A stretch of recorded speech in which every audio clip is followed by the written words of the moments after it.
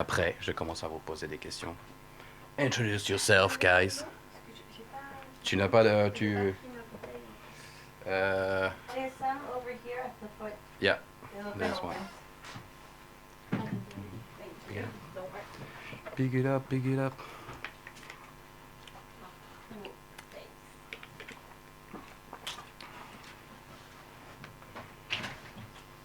If you use the bottle, like, can you take off the tag? Yep. Thank you.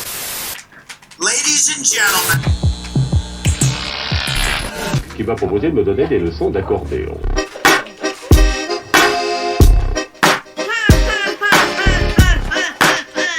Quoi pas? Tu peux remarcher la tête haute, préviens tes apôtres. Guys, Ici Londres. Veuillez écouter tout d'abord quelques messages personnels. On a dîné, machin chouette, rien à foutre. Second poteau bavard. Te prends pas la tête avec ça. Synchronisation des montres. 5. T'as pas le droit de mettre en fait, on dirait François Hollande là. hey, how you doing? This is CQTF, fully English. So today I'm gonna be a host. I'm Conan and we're gonna talk about a lot of things. Let's do this, okay? What's going on? All right. What's going on? Okay. All right. So we're gonna talk about these talents right here. We have Marvin here. We have Maya. Hello. We have Vanessa here. Hi. We have Xin. Xin. Right. Xin. Come. What is it? Xin. Xin. All right. And we have Shanli. Hi. All right. So we're gonna talk about a lot of things. That's really interesting to have like a show in English. So my first question is gonna be, well, actually, we're gonna start like introduce yourself because everybody wants to know what you're doing here and why you're invited. I was actually. kidnapped. So let's go, Marvin. I'm Marvin Parks, and I'm a stand-up comedian and a jazz singer here in Paris. And I'm also one of the participants in the RITP's Musicians de Metro program. And independently, I created my own brand called Jazz du Metro, which is based on my interactions with people in the subway, almost like the Naked Cowboy in New York City. Kind of, sort of. But the same with clothes, charisma, yeah. but I keep my clothes on. Awesome. What about you, Maya? Maya, so I've co-founded Espejo, which is an organization that works to socially and professionally integrate fragile populations,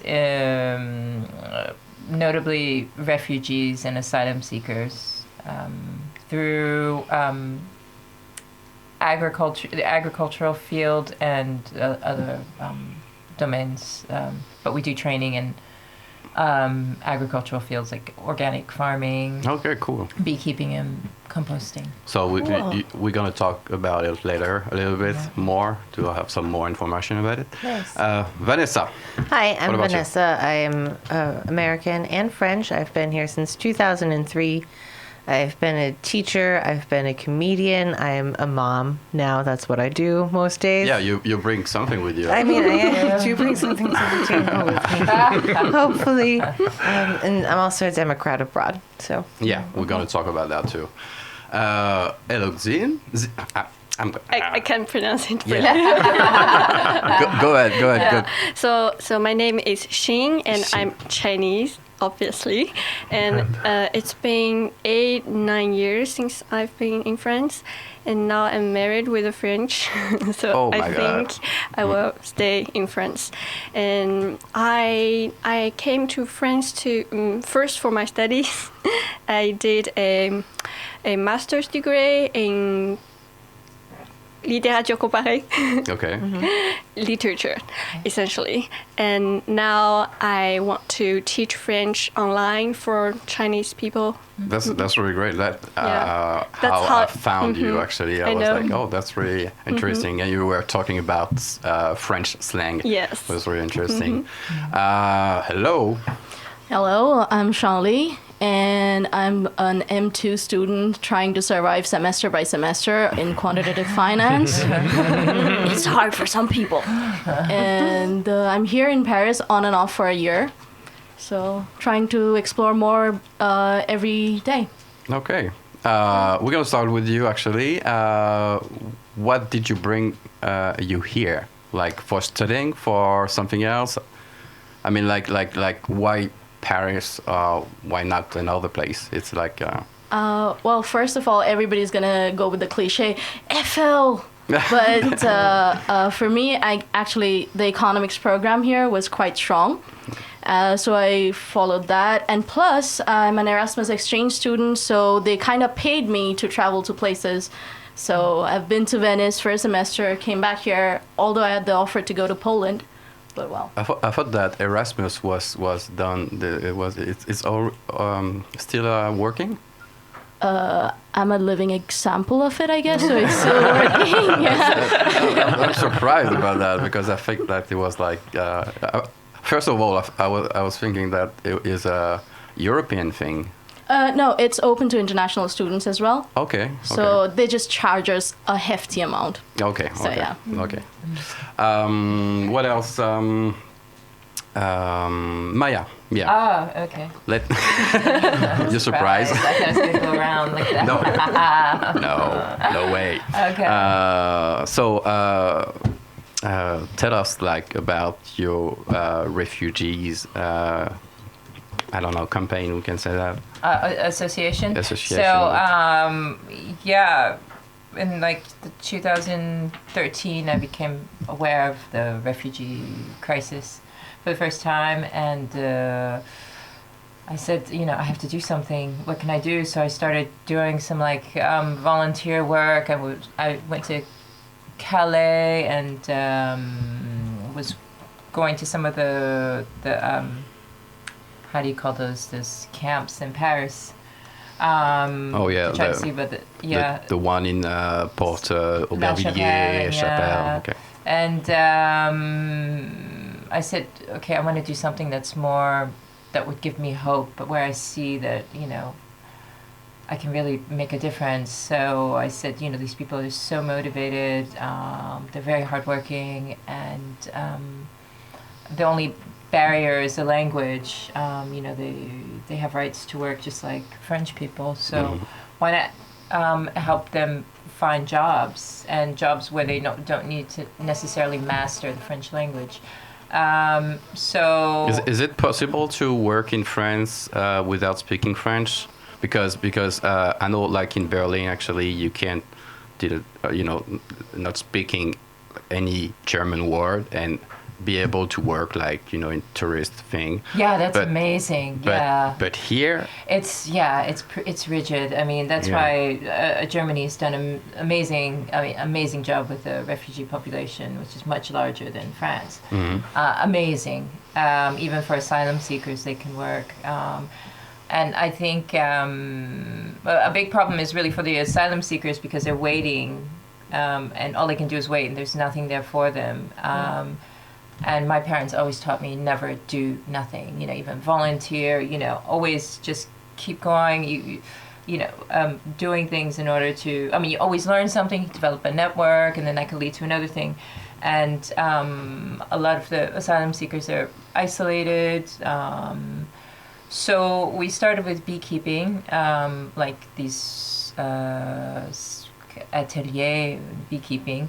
And we initially invited asylum seekers, and our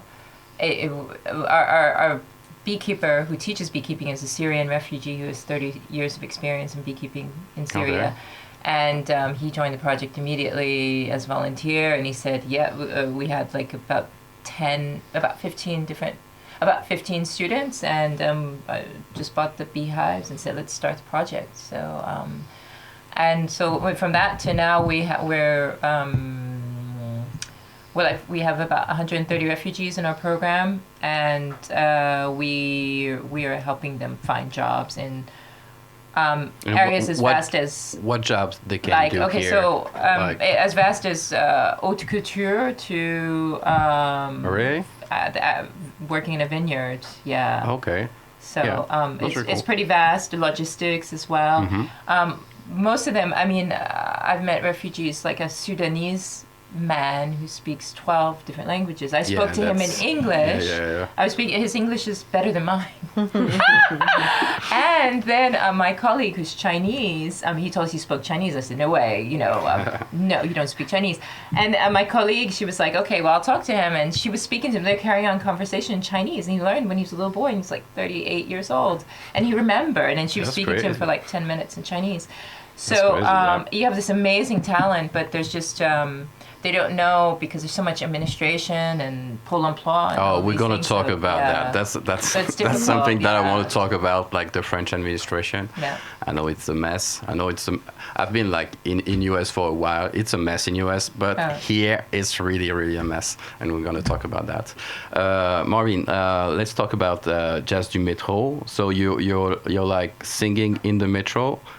Pretty much. Yeah, well, but it's not like, because I know what you're doing, so it's not like some easy thing. You're singing like some jazz standard and really, yeah, well, really, I just really have my MacBook and, and like my Bluetooth in MP3s. But I'm really there for the engagement. I'm not really there to sing. I am part of Musicians de Metro, and you have to audition for that. They started the project in 1997 as a collaboration between Metro Espace Accords and the RATP. And it's one of several cultural projects that the RATP, I'm not here to shill for the RATP, but people really don't know this, that it's one of several cultural projects that the RATP sponsors. They have like poetry projects, and they have a partnership with a street art organization, and they do photography projects, and this is one of them. But originally, I started in the Metro because I lost my bank card on the way to a gig. Okay. Yeah, I went to go get some money for a taxi, and the machine said carte capturée. Yeah, and then I didn't make it to the gig because when I finally got to the school that I was supposed to sing at, all the lights were out, and I couldn't get the guy on the phone. So I'm like, this is like some weird Twilight Zone stuff. Okay. And so I managed to get back home, and I was like, well, I don't have any groceries. Because I was new to Paris. I was eating out all the time. So it was like, oh, I've got money. I'm just going to go run and get whatever. So I didn't even have groceries. So I took I didn't even have a chapeau. I took a bowl and went to Cremay Metro Station in my apartment at the time and started singing. And it wasn't that people were saying, oh, poor guy, whatever. They were stopping to talk. I was like, oh, where are you from? How's it going, buddy? Like they wanted, this is like December. So I'm like kind of like teeth chattering. And they're like, hey, so how's it going? I'm like, miss, like really. But eventually I decided to create this show called American Jazz Singer. And I'd seen all these one-man shows that were in Paris. And that's kind of odd for a jazz musician to aspire to here. Usually they're aspiring to sing it or play it Marcillac or Jazz IBN. And I'm like, no, I want to do a show, a 1 hour thing at the Apollo Theater. And people are looking at me like I'm like, just fell out of the sky. So I'm in the Metro to get people to come to the show. And the strategy worked. But then I noticed that people had questions about jazz. People were surprised to know that you could find a comedy show in English in Paris. And we don't have like this culture of entertainment. It's like you're doing something, you're a comedian, but you can be a comedian, a singer, and something else. Right. It's like really, really... But then, what people here think about like show business versus art. Like if I were in yeah. New York, I'd be like an entertainer. Here I'm an artist. Yeah. You know, and someone says, "Oh, you a comedian and you sing and you can write songs. Oh wow, you're a complete artist." And I'm like, as opposed to an incomplete artist. Like the top half of me sings, the other half is where the jokes come from, I suppose. I always like to put your jokes out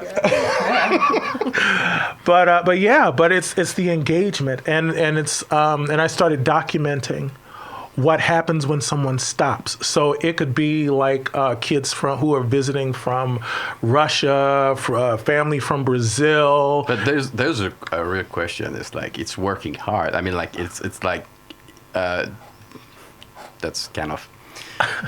Did you make real money with it? I mean, like, if it's no, I'm just like, you know, I'm trying to. But that's an honest question. I mean, I get everything. Or only for the heart, or you know, it's that's an interesting question that people can ask. Like. Well, I actually have a jazz career. Like I've released 3 albums in Europe, and have sung at like Sunset Sunside and Duke Lombard and all that. But Musicians de Metro, the RATP, is like a community project. Mm-hmm.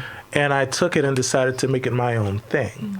So it's not, you know, Metro versus singing in the club or whatever, or that's my way. It's like inclusive.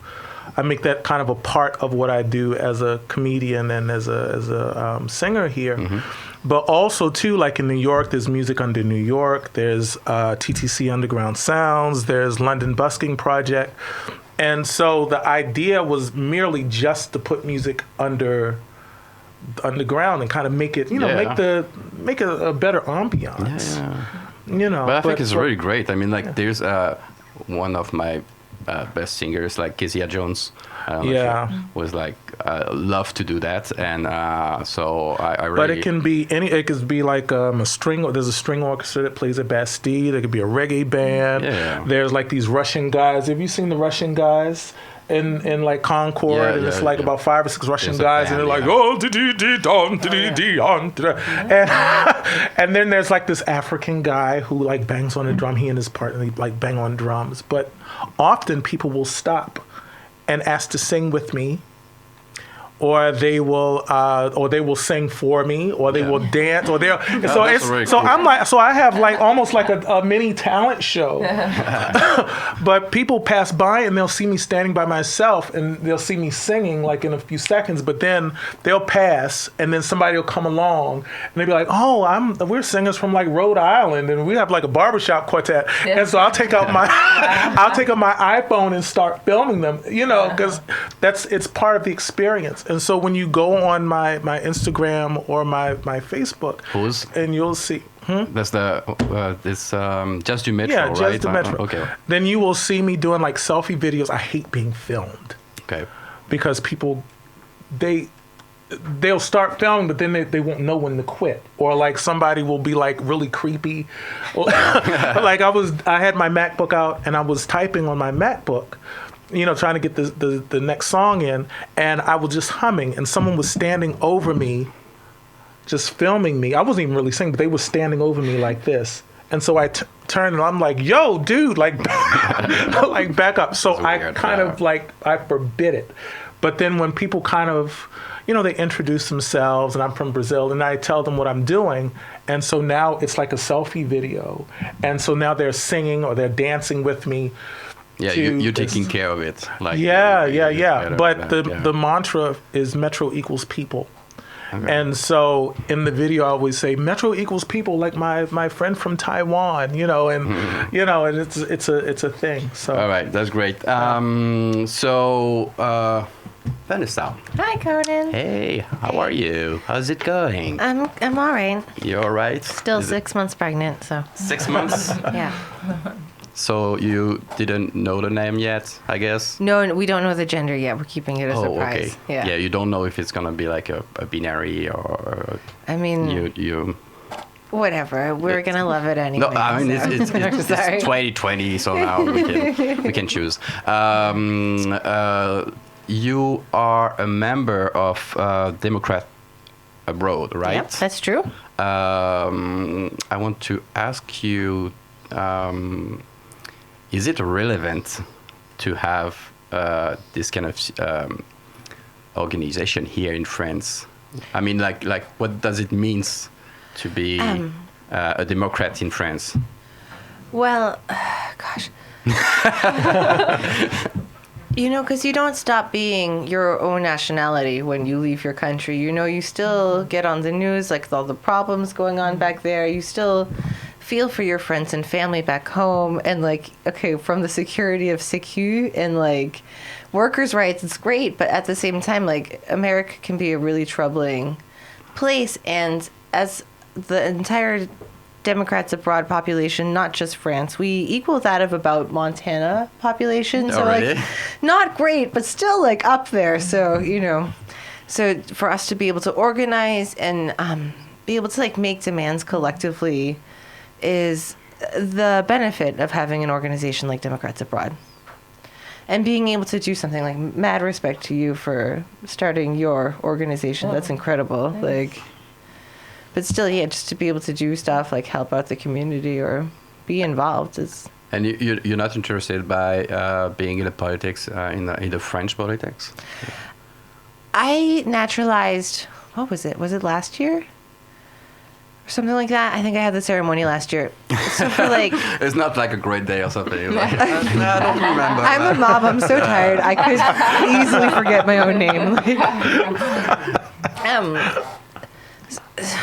So for the first 16 years as a guest in this country, I didn't feel it was my place to comment on you guys and your things. I felt it was more my place to just listen, maybe ask some questions if I don't understand, but like let you guys tell me how it is here. Mm-hmm. And so I missed the last presidentielle. I would have loved for Hamon. Okay. Benoit Hamon to get it. Me too, actually. Yeah, well, I wanted UBI. We too, actually. We just, like, there's not much people. I know, but everyone was like... So this, I voted in the Européenne, I voted in the Municipal. I'm looking forward to the next presidentielle and to not vote for Macron. I'm very excited about that. Thank you for that. No problem. But I mean, it's going to be... interesting. Yeah, I mean, it's going to be interesting everywhere in the world in any situation because that's a mess right now all around the world. Yeah. But we have. I'm going to try to make it good. Sin. Mm-hmm. Oh, that's great. Sin. No, not chin. What's that? No, that's not good. That's not good. All right. So, and you are like totally in love with the French culture. It was like really surprising me. Yeah. Why? Hasard. How it comes? You started so when doing I that? was back in China in high school, after the bac, I don't know how to say that in English. Sorry. I don't know it either. The exam before you go to university, and so I chose French, like. Because just like that. Because you love cheese or something like that. No, not really. I think because I love Madame Bovary, Flaubert. Yeah, some sad things. Rimbaud. Okay. Such things. Okay. And so I go to university in China and I studied French, and in my third year I went on a Erasmus program. Okay. And the international one. Yeah. So I came to France for the first time in 2011, and at that time I didn't speak French that well, and I didn't understand much in classes because the professors, they spoke so rapidly that they don't give a shit to us. We don't. Yeah, French I people struggled don't give a a lot. shit, really. No, yeah. Like when I see my friends who study abroad, like in USA or in UK, the professors they're so much more pedagogique. Yeah. Yeah. But they may be more paid. I don't know. That's true. That's totally true. Yeah. So, and in 2012, I met my future husband, and so I decided to come back to France because I have to go back to China to finish my fourth year in university, and so in 2013 I came back to France and I got a master's degree, and I even started a doctor's degree, but I didn't go through with it. It's complicated. But let's talk about the video that you're doing, like speaking French, but even like the French slang, like I don't remember exactly the one you use, the verlan, but what you use, but that's really cool, you know, because it looks like you're talking about you're talking for Chinese people, but was in love with the French culture or the French language, and like it's really hard. It's really interesting to see you like doing this kind of things. Yeah, but because French is really a beautiful language. It's weird to say, but I think the French grammar is so beautiful. It's difficult. Yeah, but it's so much beauty in there. Yeah, Shaul, you didn't speak any French, right? Un petit peu. I just know phrases like désolé. That's pretty French, actually, to say that. Like, it's a good beginning. It's a good beginning, yeah. You're too sweet. So you didn't speak French. That's why you're generally, yeah. I still don't. I'm looking at you, so that's right. So you come here like for your study, and you want to stay here for a long time, or you just like, you know? Well, the first time I moved here, I was not in love with the city. I'll admit that. But then, as you stay here, as you live here, it grows on you. You don't like the smell of pea or whatever. Oh, it's so refreshing. In the summer, the summer scent. Mixed with baguette and a freshly brewed cup of coffee. Yeah. That's perfect. But anyway, no, like when I moved here, I really didn't like the city, because it was too fast-paced and it was kind of lonely because, of course, I didn't make friends right away. But then as days goes by and you go around the city on your own with friends, doesn't matter, it becomes more and more beautiful to you. And especially when you sit by the Seine and you watch the Eiffel, cliched as it sounds again, but it kind of gives you some hope. That, okay, I'm fine, it's gonna be all right. I'm lonely, but then it's gonna be better, it's gonna be prettier. So I intend to stay in Paris because now I'm kind of liking the people here. I'm trying to get along with the coldness of the people here. That's something, like appreciate French people when you're from somewhere else. It's really something. Well, it takes time to break through them, break through to them. So, but once you know them, they're really sweet. So I guess. And that didn't smell that much, like, because everybody knows that French is like, you know, no, that's okay, whatever. You're pinning it on yourself. I'm just trying to make you comfortable, guys. All right, let's see what I have more. Yeah. I didn't look at you because you're a black person, but... Oh, well, I'm used to it. What happened here? Okay, so, yeah... I don't want your purse, miss. I don't want your... Yeah, we have to talk about a little bit what happened in U.S. right now. It's terrible. With the George Floyd situation, and also... what happens in France, because there's an echo of it.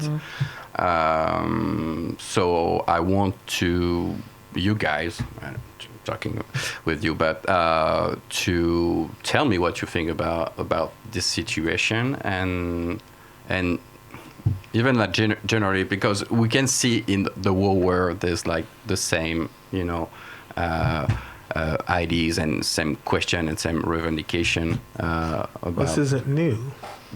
Exactly. This is not new. What happened with George Floyd a couple of weeks ago is been happening for many years, and but I think people are starting to wake up finally snap out of it, because for almost 9 minutes you see this guy literally squeezing the life out of another human being, and they were all around him like a pack of wolves, and it's really, really heartbreaking to watch, and being all the way over here in my tiny apartment, and feeling really safe and secure, and having to watch that on my iPhone screen. There's a part of me that feels kind of like, I have a nephew who's 20 years old who just graduated from college. I have, another cousin that just brought a son into the world. I have my brothers, and I keep thinking, wow, it could have been one of them. Every time one of those stories, the Michael Browns, the Trayvons, the George Floyds, the Breonnas, I think it could be literally somebody that I know personally, or one of my own relatives, and that's the thing that weighs on my mind. But that kind of thing happens, and then to go and protest, and then have the police. You guys have been there, like in the protest. There's I think 2 events. I was. There was one in Avenue de la République. There's one ago for George Floyd and another one for Adama Traoré. I think it's like 2 different things. Mm-hmm. The same thing, but Yeah. Actually, what do you think about this parallel? Do you think that in France, we can say that the police racist or something like that, or it's like the same. It's like the same that in the U.S. or not, or I think so. But for me personally, any experience that I've had with the police has been tame compared to, because it's Metro cops, Metro like Sûreté. Controllers, and then, but even having my ID checked by the gendarmerie or by the Paris police prefecture, and they see that I'm American, it's like, oh, you're an artist, oh, you're American, okay, bon courage, and it's a totally different attitude. Yeah. And so to put my interaction with the police versus to say a Traoré, that's like night and day. Mm-hmm. And I can't even imagine being approached by a French police officer like that, because when I say I'm an artist or I'm a singer from the United States, then they're like, oh, okay, well, bon courage, and they. I read somewhere. James Brown. Yes. I read somewhere that there's something between Afro-American and Paris, and the fact that you're Afro-American in Paris is like kind of open doors, because there's it's different, that you are African or something like that. There's like some romantic thing about it, but that's interesting. But what do you think about like the media, or maybe if you guys want to talk about it too,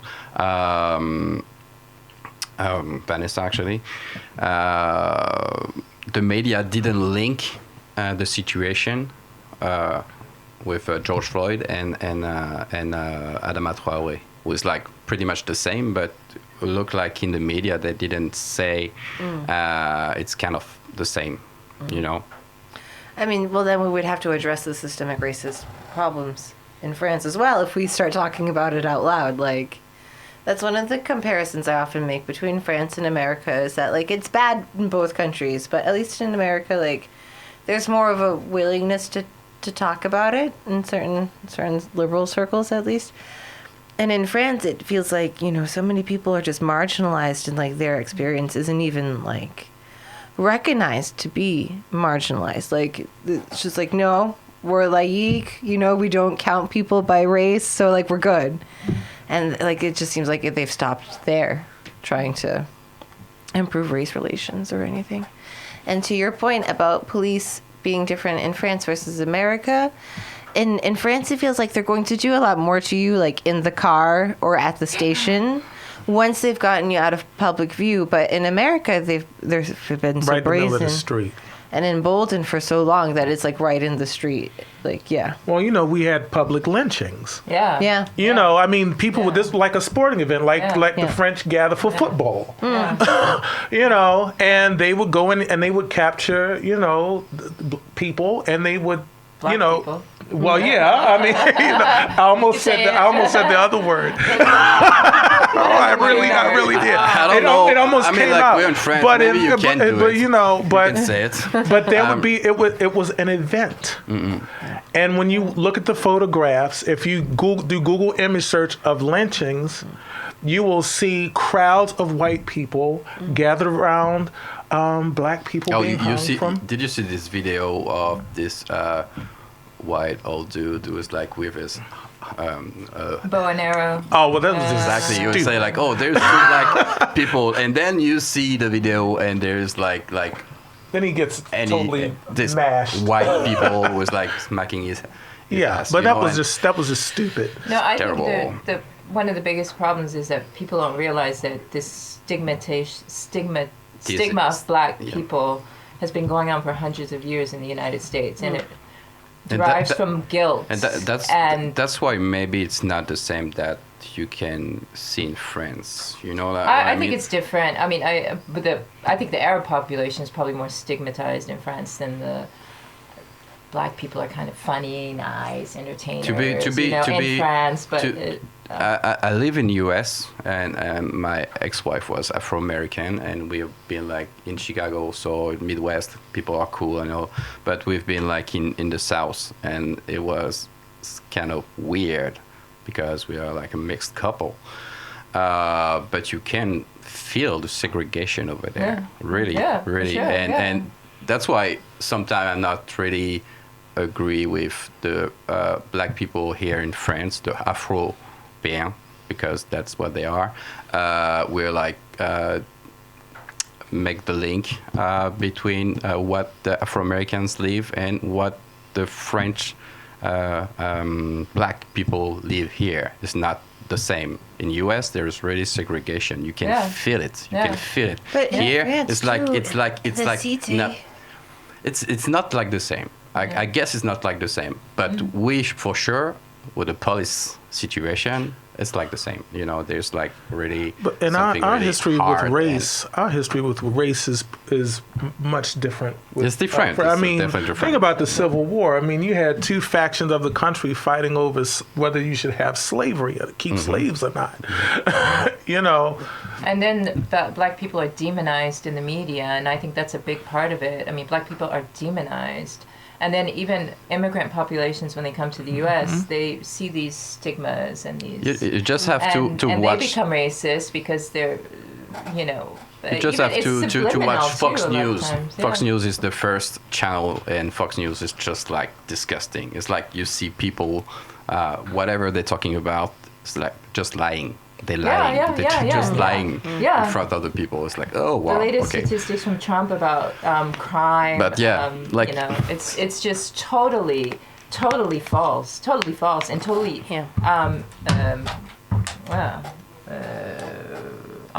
You can use information the way you want to convey the message that you want to convey. You can always turn it around and say, okay, I'm gonna use the statistics of white people calling in and saying a black person attacked me. I'll use those statistics to say that black people commit more crimes against white people than white people committing crimes against black people, and that's exactly what they did. And how many times have we seen someone falsely call the police on a black person who did absolutely nothing, but just felt threatened, or didn't even feel threatened, but just said, okay, I'm privileged, you shouldn't talk to me like that, I'm going to call the police on you. I mean, it's totally unacceptable, knowing the consequences of what could happen. So I think it's just privilege, and I don't know, it's that's really unfortunate, and I don't know what to say about that. All the time I like to see like U.S. television, and I'm like, oh fuck, that's terrible. There's really so much stuff. But let's talk about maybe Jean-Louis, the fact that you're coming from another culture and coming in France was like a big culture too. What did you bring with you, and what did you maybe, keep here? Like something like did you enjoy doing things here that you can do in India or something like that? Or I think I'm gonna answer the first question first. What did I bring here? Yeah. Everybody keeps asking me. Chicken curry. Oh. Did you really? Did you know that exists here too? The French version of it. La Chapelle. The French version of it, not the actual Really? one. Yeah. I really want to test that. But no, coming from a different culture, obviously I had new avenues opening up. I had new things which I didn't anticipate. And there were things which I embraced really willingly, like the French delicacies, the food, the sweet dishes. And, the thing that I faced here was administration stuff, I think. Oh, yeah, please. Can you talk about the administration? I know that there's a lot of people who want to hear about it. I mean, there are wonderful people. I'm not kidding. There are ladies who stop me in the middle of the road and just to point out, oh, your laces are undone, sweetie, and that's sweet. But then the administration, I go there and they know how to speak English, but when they know that I don't speak French, sorry, you have to bring somebody who speaks French. And I'm like, it's that's a terrible. huge building filled with people. Not one of you speaks English. A little bit, maybe. I mean, despite it having been the law in France, I think for like 10 years that when you graduate high school, you're supposed to have at least B2 level in a European language. Usually it's English or German, but supposedly they're all supposed to speak well enough a foreign one, to be able to do a job. Yeah. That's the thing. Yeah, but they don't, I guess, because maximum people coming here know the language. It's not a criticism. It's just that we as students, we face a lot of troubles as it is during our school days and everything. We're swamped. It's just this little gesture of helping us through the paperwork, which is a lot here in Paris and in France. It will just help us, go through the process much easier and faster. I mean, there are points and sections which cater to students, international students, but sometimes it's not just possible for us to access them. So we have to go to the main center, and it's a mess. So. Yeah. That's something really like if you go like in the 9-3, if you know Bobigny. Yeah, that was my prefecture for 8 years. Yeah, it was. It's like doing the paperwork is like it takes like a year or just like it's just. No, it took me like 3 or 4 years to have my carte vitale. Yeah. Yeah. Oh, damn. Yeah. Damn. I sent my files like 7 times, and each time they return and they say, "You don't have that," but I had that. Yeah. I don't know how they get missing something, but it's. I think it's something they're doing just to take keep time. Just like, oh, you didn't have this or you didn't have that, and they give you one information and then after that another one. And or you might ask 2 agents and they give you 2 different answers. Yeah. Also. No, but I have a question. How does the file that you upload online go missing? They keep asking you about the same file again and again. Yeah. That's crazy. And what about you? What did you bring from China? Oh, actually? I bring my Chinese books. Okay. Yeah, because I knew it was hard to find some here. But nowadays I see that we can find, but it's really expensive, like Chinese books here. So I essentially bought Chinese books, and I didn't bring Chinese food because I know we have barista, we have many restaurants. But maybe like in a French way. No. Oh, that's good. Yeah, more and more authentic Chinese restaurants here. Really? Yeah. I want to have the address. Yeah, because, I will give you all the details. Yeah. But it's kind of spicy. Spicy. Yeah. Okay. You're from what? From Guizhou. Okay. Okay. I didn't know where it is. Southwest. Southwest. Yes. Okay. So it's spicy. Very spicy. Very spicy. Okay. Okay. But you can have some non-spicy. Okay. Okay. Also. Great. Because I love, actually, I love butter chicken, but I think it's Sri Lanka's, right? It's not Indian butter chicken. Butter chicken is an Indian dish as well. Oh, but okay. I remember once entering a Indian restaurant with my French friends, and they served us tikka masala, and then the guy started talking to me in Hindi, and I was like, yeah, how is it, everything? But tell me truly, this is not butter chicken, is it? And then he starts laughing. It's like, yeah, it's not. So. Damn. Yeah, what? Damn. A particular dish. Oh, okay. I love butter chicken, and also I love Chinese food, and also I love American food. But there is like some good thing. We think that like American food is like disgusting, or just like burger and whatever. But there's there is a lot of good things Did over you have there. soul food when you were in Chicago? I cook. I cook soul food. Well, I don't know. Well, I know now. no, that just like later. to impress you, you know what I mean? Like chicken and waffle and thing like that. Like because I was like my ex-wife family was from Indiana, Gary, Indiana. I don't know if you know about that's where Michael Jackson city. was born. Exactly, it's like Ghostland, and so we are like in barbecue and thing like that. You feel like you're in a movie or something like that. It was really interesting to live that. But I learned, chicken, right? yeah, I learned about one or two things over there. So, but that's great. Let's see if I have something else for you guys. Maybe you after we gonna stop this amazing show. What you're doing now, and maybe if you have some social media to share to us, like maybe the people who's like listening want to follow you somehow. Yeah, let's start with you. Metro Media on Instagram and on Facebook. And I post a lot about my experience in the Metro, but also about jazz and about comedy and culture and stuff. So. Yeah, you're a comedian, so we can see you like in some. But very very soon, hopefully. Yeah. I pitched a new show to a comedy club. So I'm waiting for the green light, but if you go on my social media, you'll find out where I'll be. Doing stand-up, and also my album is on. You want to Spotify? Show us some skills, like singing something for us? No, right you now? can go on Spotify. I try.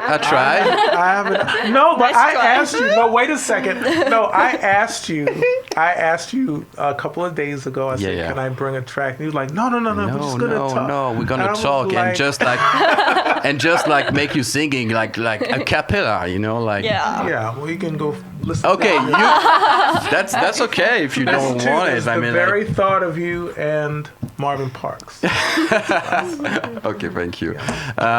What about you, Maya?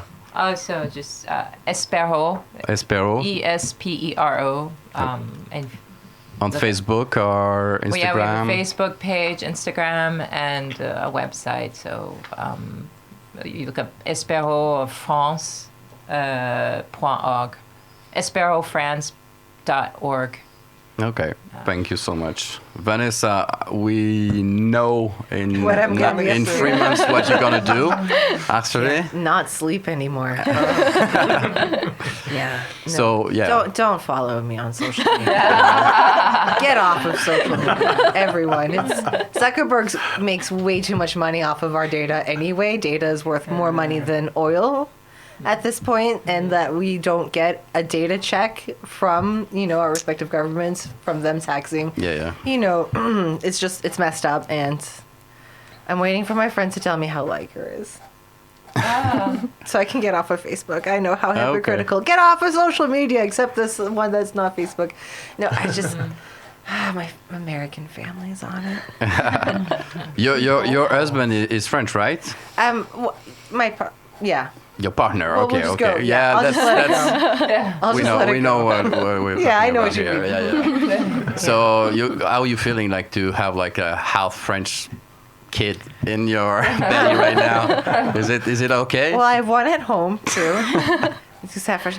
Like he says, he eats so much cheese, and he's 22 months, and he can name like 3 or 4 different cheeses. Like he doesn't say obviously the whole word Emmental, but he'll be like Dal, and for like Morbier, it's like B. And I'm like, God damn, you're so French. Look at you. And if he was gonna be with wine, they're gonna be more. I mean, when he's 16, eventually we're gonna start having the glass with the family at the Sunday roast, like to learn to drink responsibly. Unlike in America, where it's like, woohoo, I'm 16 now. Yeah. Someone's parents aren't home. It's 21 in US, right? Yeah, well, we all start in high There's school. basically. There's a lot of kids who's like coming in France, or for Erasmus or something else. And it's like I drinking, arrived when and I then was they're coming 18. back in US and they can't drink anymore. Yeah. It's like really funny. Yeah. Well, I mean, I arrived when I was 18, and I did not know how to drink responsibly, and Nobody does. yeah. Okay, what about you, Tin? So if you are interested in learning French or French literature, French lifestyle, you can follow me on Instagram, and it's Esther French Workshop. Okay. And also a YouTube channel, but I didn't upload all my videos there. Okay. And also I had some singing video and theater kind of So you're an video. entertainer too. Okay, cool, really cool. Yeah. Okay, what about you? I'm gonna follow Shin. Yes. Teach me French. You have like an Instagram or Facebook or like a Tinder account? I don't know. They're everywhere. Everywhere, you're everywhere. Awesome. So just look for me. You'll find me everywhere. That's All right. And so that's mostly the end. We're gonna the next week is gonna be Lucy, who's like a funny woman, who's like comedian too, and she's gonna do her thing. I don't know exactly what's the subject, but she's doing really well. It's like LGBT, gay pride, and all these things. So it's really gonna in the studio, yeah. And you want me to be there too? Okay, yeah. Well, I don't. I'm gay friendly mostly, so that's cool.